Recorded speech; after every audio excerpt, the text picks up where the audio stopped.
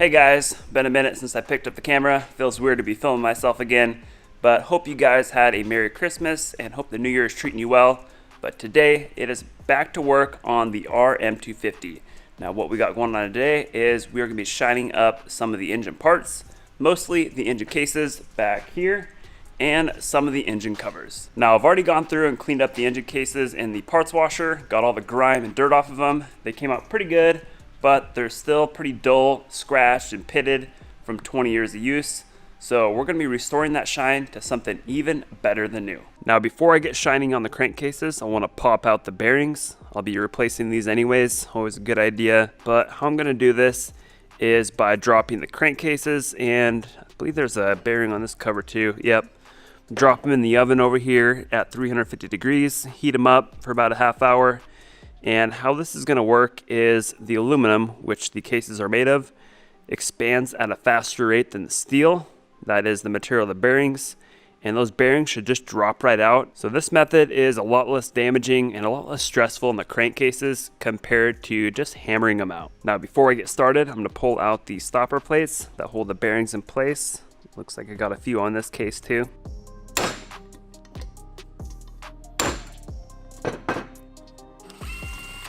Now while the oven's heating up, I'm just going to shave off these gaskets so that way they don't get baked on in the oven. Now if you guys are looking for a good gasket scraper and impact screwdriver, I will link both of these down below. These are probably the most common tools I use when working on an engine. Before you pop out those bearings, you want to make note of which way the bearings are facing. You can see this one has a seal on this side. Other side does not. Same with this one here. On the other crankcase, one thing to make note of is this bearing has a lip on it. You can see right around the edge of it. So that way it's held in with those stopper plates. We've got some aluminum foil laid down inside the oven here to catch those bearings as they start to drop out. All right, let's give her 30 minutes, see what happens. I just heard a loud clunk in the oven. I think these bearings are starting to fall out. Oh yeah, countershaft one popped out already. Let's see how this right case is looking. Oh, two bearings sitting there. Should be able to just pop those ones out with a little tap.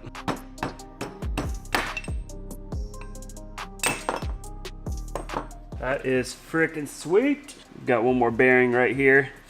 Ooh, this is hot. Sometimes if you just pick it up and drop it, bearing will come out. Yeah, we're gonna have to use a puller on that one.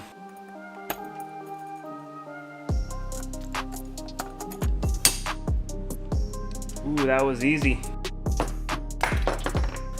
Just like butter. One thing I just noticed, when you heat up the crankcase, these collars back here loosen up, so make sure not to lose those. And if you need to replace those for any reason, you can pop them out pretty easily just by heating up the crankcase, it looks like. Wow. Yeah, that method works pretty dang good. I've only done it a couple times, but man, that'll save you from a lot of hassle and potential damage to your cases. The bearings for the clutch arm, which are usually way down inside that hole, I've already got them out, but I was able to pull those out with the blind bearing puller. Now, if you guys are interested in picking up one of these pullers, they're super handy for crankcases, wheel bearings, linkage bearings, anything like that. Super handy to have, but I will link it down below. Apparently this engine had something just flopping around in it at one point. You can see the damage here on the crankcases and on the inner clutch cover. See all those scrapes and scratches there. I don't want any of those bits coming loose, so I'm going to smooth all that out with the die grinder. Got a little flap wheel here. Also, one thing I forgot about here on this crankcase, there's a big chip right here, also from I don't even know what it was. Something broke loose in the engine. I'm going to smooth that out as well.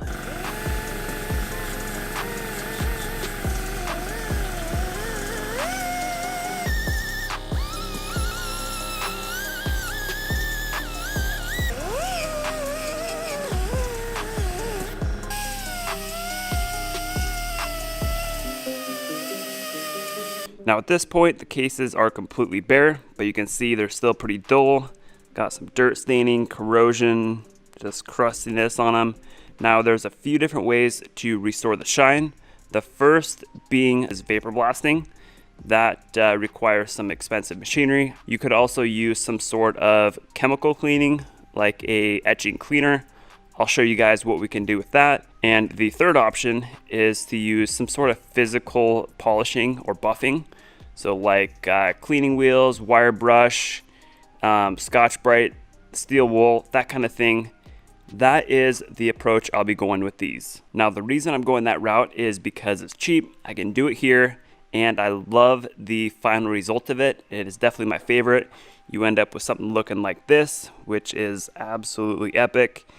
But before we do that, let me show you what an aluminum etching cleaner will do with these. Now, I've been using the Eagle One Magwell cleaner for a while, but I think they've started to discontinue it, and I was looking for it at Napa the other day and ended up finding this stuff, the aluminum brightener. It has many of the same ingredients that the Magwell cleaner has. So let's see if this stuff is a good alternative to the Magwell cleaner. So I'm gonna give this stuff a shot inside of here, try to loosen up some of that dirt staining. So you simply spray it on and let it soak for about 30 seconds. You can see it starting to turn white there. That means it is starting to kind of etch the aluminum. Now, you definitely don't want to use this stuff on anything polished or anything that has any type of coating like paint or anodizing. It'll actually eat anodizing off. I like to brush it around just so it works a little better. Looks like I got most of that dirt staining off of there.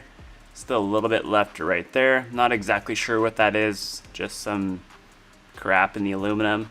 But it doesn't necessarily brighten the aluminum up. It's more of just cleaning the dirt staining off like you would see like down here. So I'm actually going to hit the entire crankcase with the aluminum cleaner and then move on to giving it an actual shine.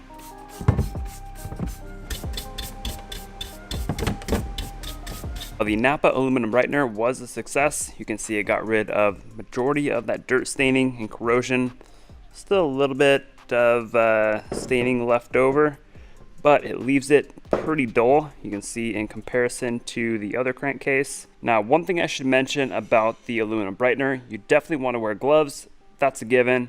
And if you're going to be using quite a bit of it, I would wear a respirator and goggles or glasses as well. So let's get to shining this baby up. The first thing we're gonna have to do is start smoothing out or blending in some of these scrapes and scratches. On the bottom side, you can see there's definitely some good sized nicks here. So these scrapes we'll need to smooth out before we give the crankcase a nice shine. I'll be attacking the crankcase with a few different abrasive products. Now, these are considered flap wheels.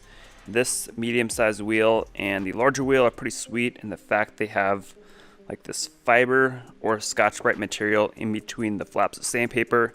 Works really well for smoothing out the metal and ensures you don't have like waviness or dips when you're all finished up.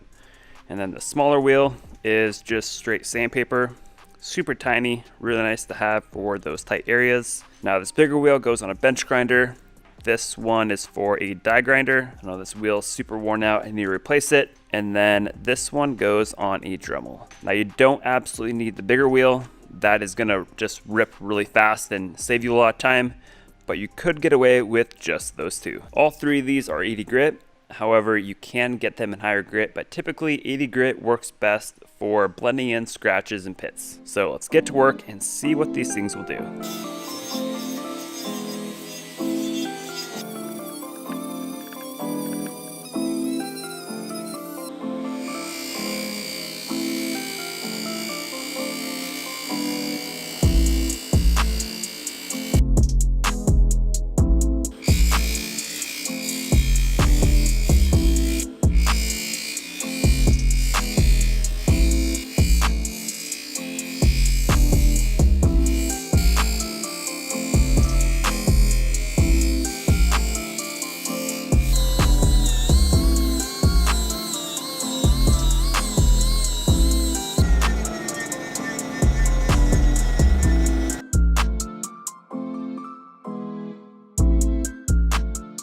Got this thing looking sweet, all smoothed out, no scratches or pits left over.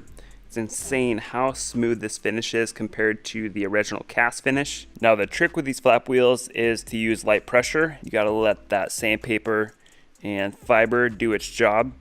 And you don't want to spend too much time in one specific area, especially with these smaller flap wheels.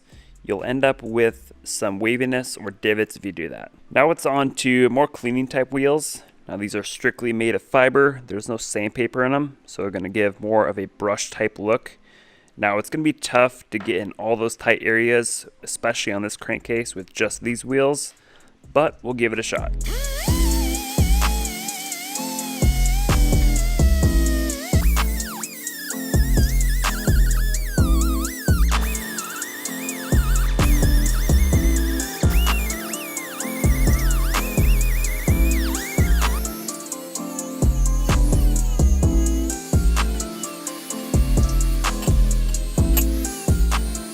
Now, where these cleaning wheels really fall short is if you're trying to get in tight areas like inside of there. Not that it really matters inside the flywheel area, but if you're trying to get in these spots here, yeah, it's kind of past the limit of those wheels. So what I'm going to do instead is send this crankcase out to my buddy Josh, who does vapor blasting. He's going to go ahead, blast it, get the whole thing shiny.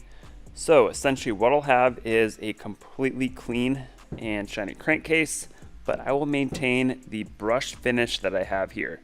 So best of both worlds. Now I promise you guys I will be getting a vapor blaster soon. I'd love to show you guys the capabilities of them. They're pretty sweet. I just need to make some room in the shop for one.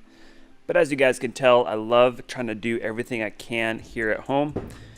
Now, if we have something like this where there's not as many tight areas, we could use the flap wheels and cleaning wheels to get this thing completely shined up and give it a brushed finish.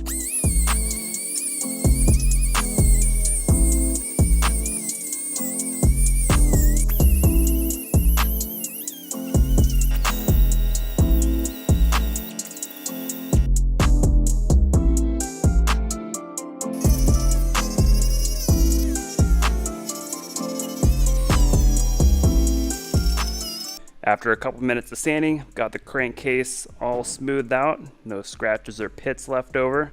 I mostly used the smaller flap wheel. For some of the bigger scratches, I used the bigger flap wheel. I had a big scratch right there, smooth it out in a matter of seconds. So I am going to give it the finishing touch with these cleaning wheels here.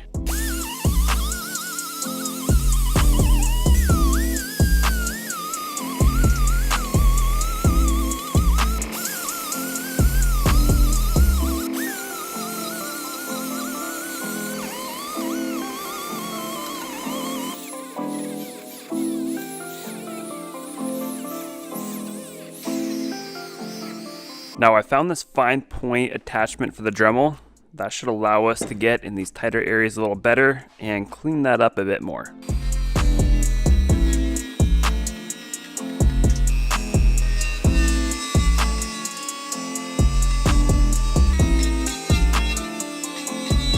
Seemed to work pretty well in those tight areas. Definitely works better than the cleaning wheel for the really tight stuff. Man, this thing is looking better and better every minute we work on it. Got that nice brush finish we were going for. Now, if you really want to finish it off really consistent, I would grab a piece of Scotch-Brite, make sure it has like a sharp edge on it that we can get in the tighter areas, and just go through, spend a minute or two, and just kind of rebrush in the same direction over the whole thing. So in review, we used the small flap wheels to smooth out the scrapes, scratches, and pits. You don't want those showing through when you bring out this brushed finish.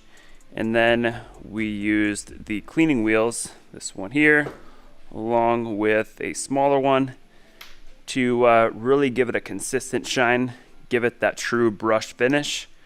And I would say it worked pretty dang good. As far as how many of these wheels you'll need, you could do probably 5 or 6 crankcases with a set of these. They last pretty long. Sandpaper holds up very well. Now the cleaning wheels honestly don't last very long at all. I was able to get this crankcase done with one of each.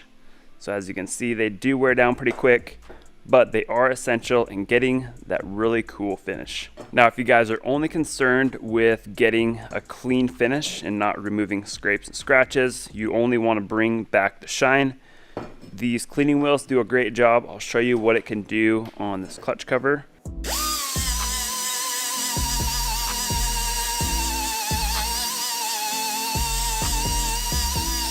So you can see in like 5 to 10 seconds of sanding, you get a pretty dang sweet finish there. Now, like I was saying earlier, these cleaning wheels don't really last too long.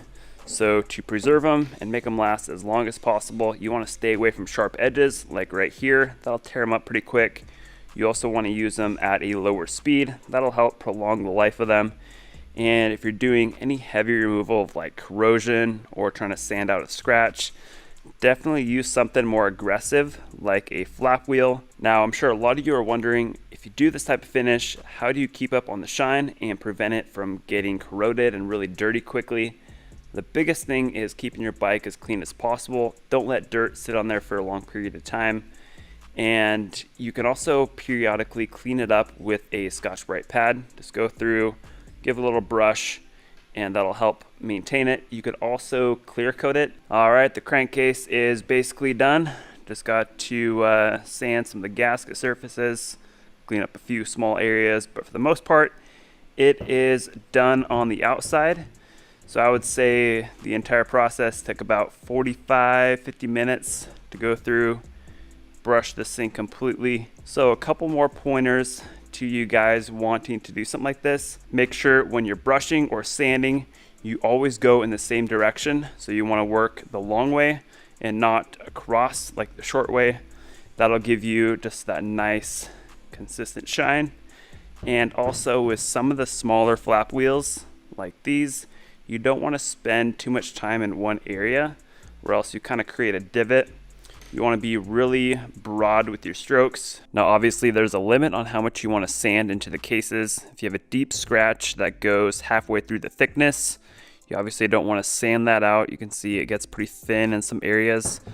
But for your average scratching and pitting on the bottom side, that you can sand out just fine. Now, if you guys want to take on a project like this, I will have all the links to the wheels, the tools, including the die grinder, the Dremel, all down below in the description. Realistically, you could get away with about $35 to $40 worth of product to clean up both cases.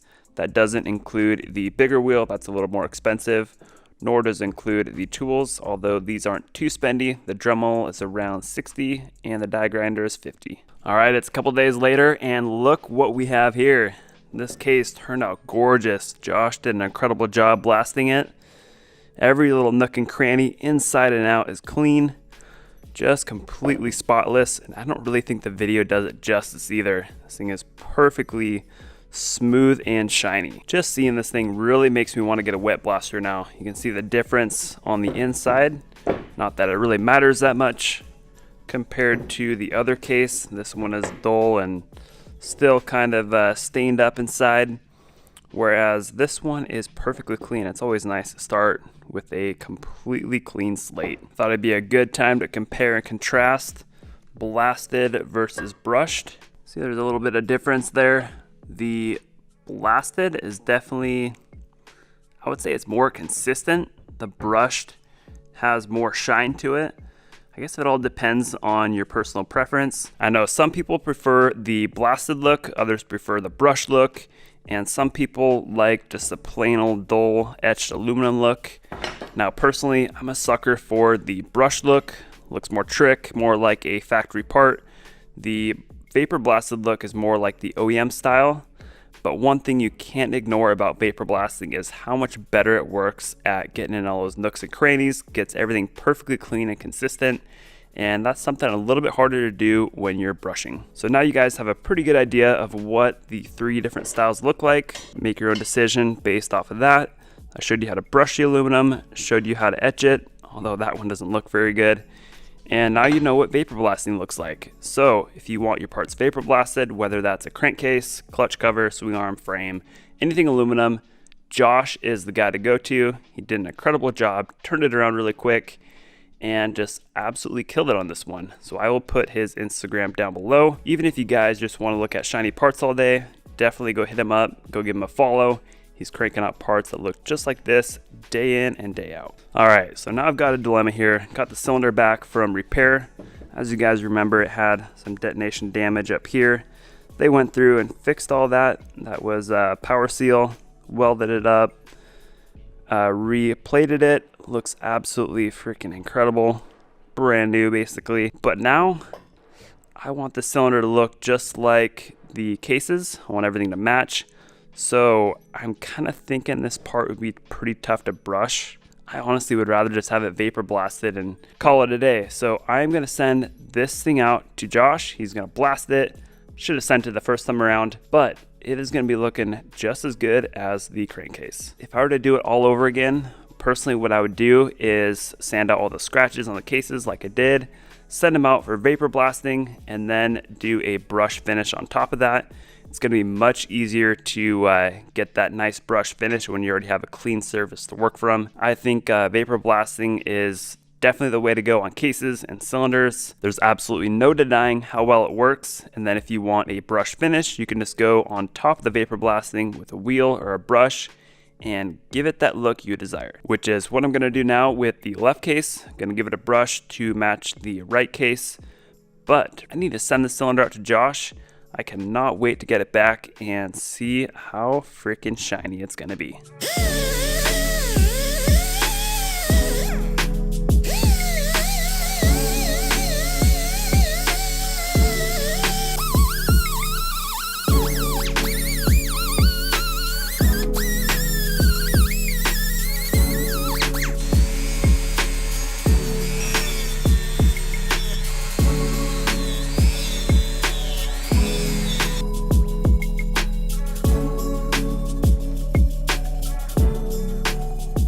Holy nuts, guys. I do not even know what to say. Just look at it. That's probably even better than I expected. But the vapor blasting definitely made all the difference there. Wouldn't have been able to get it that clean without the blasting. So after the blasting, I just went through and hit it with the die grinder, the cleaning wheel on there, and then did a hand buff. And when you're hand buffing it or using the cleaning wheel there, you want to go in the same direction. I go the long way across the crankcase. That is just freaking epic. Man, I'm pumped. And better yet, it matches up perfectly with the right case. Doesn't get any better than that. So as you'll notice, there's a few things I need to touch up here. The gasket surfaces I need to sand. Let's see what else. Need to pop in bearings. Actually, most importantly, I am going to protect these cases from corroding or getting stained. I put so much work into them. I've never really had a problem with it on my 125 or 250. They are perfectly shiny still. But with this set, I want to try something new, and you guys will be seeing that in the next video. And for you guys with a good eye, you might have noticed I got some crusty freaking bolts holding this thing together. So I will be replating all the engine hardware in the next video as well. So stay tuned. Let's take a little break from polishing. I've got something really cool to show you guys that I know a lot of you have been hyped about lately. It is the release of the Prime hoodies. Been working on these for probably like 6 months now, but here they are. So it's like a dark charcoal color, kind of like a gray with a black 3D embroidered logo. Really cool looking. These things are very comfortable and warm. They fit great. I promise you guys will not be disappointed. I think I nailed it with these ones. Now my goal with these was obviously to have something comfortable and warm, but have a color that doesn't show dirt or grime when you're working in the shop or even going for a trail ride. And then have a material and design that's gonna last a long time and make sure your money is well spent. Now these hoodies are completely custom designed for you guys. I didn't just take someone else's hoodie and slap my logo on it. Months and months of testing went into these. As you can see, this is my own branded hoodie. So if you guys are interested in checking these out, they will be over at primemx.com. I'll also have them linked down below. I've got a few more aluminum pieces here that I'll be cleaning up. Now the clutch cover is actually magnesium. I'm curious how that'll clean up on the buffer with those cleaning wheels. Water pump and actually all these parts I will be doing Cerakote on. But some of these have nicks and scrapes that I want to clean up, just kind of smooth out before I throw some Cerakote down. And then the flywheel, I'm just going to clean up the corrosion on this. Doesn't necessarily need to be coated with anything. If it's underneath the flywheel cover with a good gasket, it shouldn't have any problem corroding. So I'm going to get to cleaning this stuff up.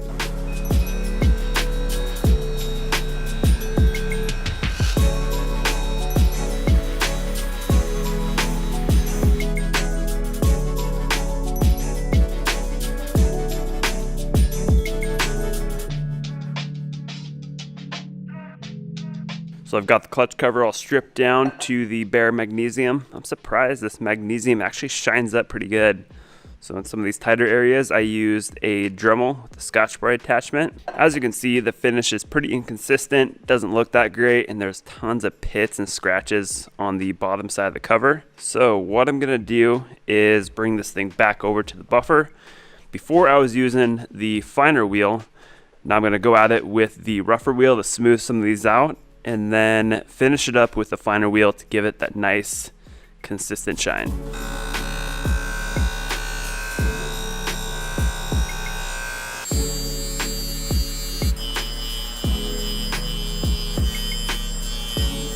This is just insane, guys. There's absolutely no nicks left over in this cover. It is crazy what those wheels will do. So I'll show you kind of how I was getting a consistent finish here. I was using the side of the wheel a lot. If you use just the face of it, you'll actually kind of warp or make dips in the surface there. So on something with a big surface area like this, you want to use the side of the wheel as much as you can. Now we're going to give this cover a sweet finish with the finer wheel. I'm done buffing with the fine pad. Looks pretty sweet, nice and shiny, but it is very inconsistent on the face, as you can see. So I'm going to finish it off with the fine pad by hand, and I'm going to go, let's see here.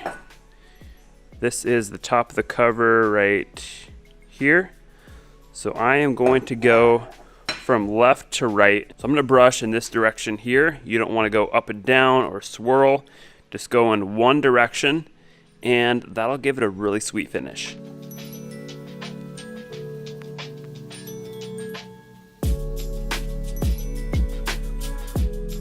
This is just freaking sweet. So consistent and smooth all the way around.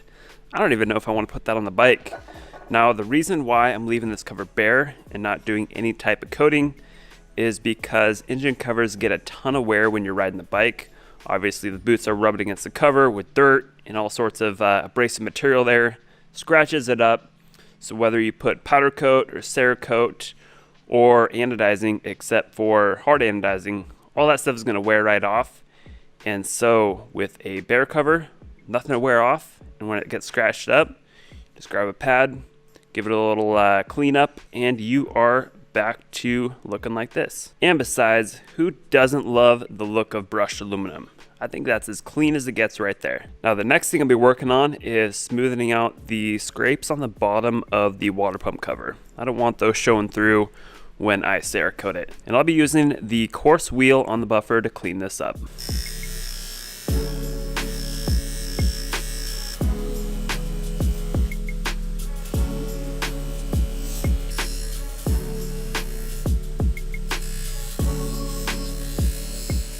Like always, seem to get carried away and start smoothing out every little pit and casting line. But you know what? Looks pretty good, and it's gonna look even better when it is Cerakoted. Now it's on to cleaning up the flywheel. Looking good. Now this is kind of common sense, but whenever you're doing any sort of grinding or sanding with metal, you want to wear some gloves, a respirator, that's huge, and some eye protection. So don't be stupid, guys. Now for the cylinder head, I am going to replace this with an aftermarket fathead cylinder head, billet one. But just for the heck of it, I'm going to clean up the detonation on the bottom side here. It's got some pitting inside the combustion chamber, and I'm just going to turn it into a cool looking paperweight.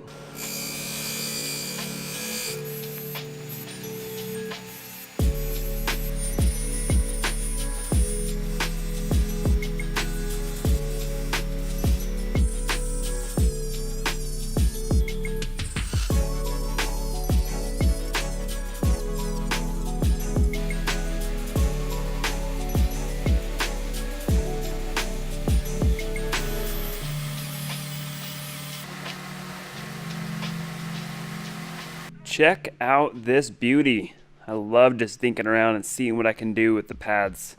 Turned out pretty freaking sweet. Now obviously at this point I can't use the head any longer. Ground down the dome pretty far to get rid of that detonation. I mean, I could have fixed it up with some TIG welding, but I was more so just seeing what I could do with those pads. So I've got a pretty cool paperweight now. Now the last thing I'll be shining up is the flywheel cover. This is the original one off the bike. I noticed it had a crack along with some JB Weld repair, so I won't be using that one. But I found a different one here that's in pretty good shape. Just scratched up and worn down. It is magnesium like the clutch cover, so it should clean up really well. So let's get after it.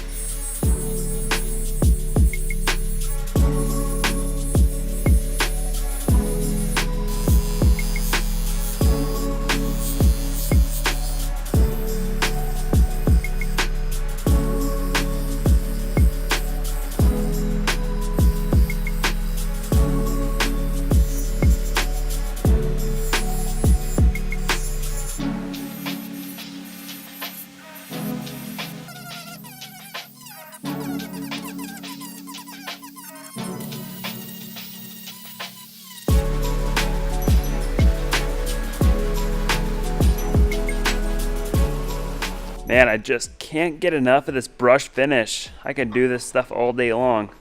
This one turned out really good, pretty much perfect. Got a nice, camera won't even focus on it. Come on now. Yeah, this one took about 30 minutes to do. I ended up having to bust out the rubber sanding drum to remove the lettering. I think it looks a lot cleaner without anything on there. Just a nice, clean, simple look. Now we're going to pair up the flywheel cover with the clutch cover. That's about as good as it gets right there, guys. Man, these parts look sweet for being 20 years old. Guys, I can't stress this enough. If you're going to be doing any sort of sanding or polishing on metal or sanding off paint, you gotta protect yourself. So first off, wear a respirator with good filters on them. These are P100 rated. So that essentially means these trap 99.9% of the particles, fumes, gases. They are a really good investment. Actually, these are only like 20 bucks. The respirator itself, this one is super nice. It's got eye protection. That is huge. If you want to go something cheaper, you could just get something like that and a smaller respirator. And then definitely wear some gloves. And if you're going to be doing a lot of sanding, wear a long sleeve or a sweatshirt and take it off before you go inside. Also, if you're hardcore about this stuff, I would recommend getting a exhaust fan or some sort of ventilation. That is huge. But guys, take it from me, I was extremely sick a couple years ago with cancer, so I definitely don't mess around when it comes to this stuff. It honestly really isn't that expensive to protect yourself. You can get a cheaper respirator, some glasses, some gloves, maybe get a setup like this one here. You can get that, the gloves, glasses for under like 40 or 50 bucks. Very wise investment. And as far as the filters go, these are around 15 or 20 bucks, and I would change them out every month or every other month, depending on how much you're sanding or painting. Like always, I will have every single thing I use throughout the video linked down below in the description. One more thing before I go. As many of you know, I am doing a giveaway with this bike, the 2002 RM250 that I'm building currently. So when it's all finished up, I'll be giving it away completely free. All you have to do to sign up is go down below in the description, hit that first link, and that is it. I want to give a big thank you to you for watching the video. I really appreciate it. I've got some big stuff on the channel coming soon. Gonna be doing some coatings, rebuilding the engine, lots of great things coming with the RM. So definitely hit that subscribe button down below, ring the bell, and I will see you in a video coming soon.